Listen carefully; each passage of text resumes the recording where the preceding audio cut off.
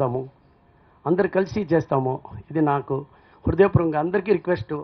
మీరు కూడా చేయండి, ముందుకి రండి, మీ శక్తిని బట్టి ఇవ్వండి, మీ శక్తిని బట్టి ఇవ్వండి. నేను చెప్తా ఉంటాను కదా, డబ్బులు ఊరికని రావు. ఈ టైంలో మీరు చేయండి, నిజంగా డబ్బులు ఊరికని రావు. ఈ సాయం చేయకపోతే మనం సంపాదించేది వేస్ట్.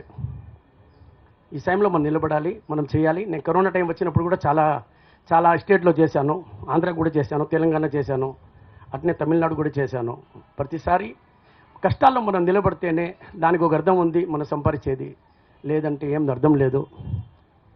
సో మీ అందరికీ ఇంకొకసారి వినతిగా చెప్తున్నాను, మనస్ఫూర్తిగా చెప్తున్నాను, మీ సాయం అందరికి కావాలి, గవర్నమెంట్కి కావాలి, ఈరోజు ప్రజలకు కావాలి.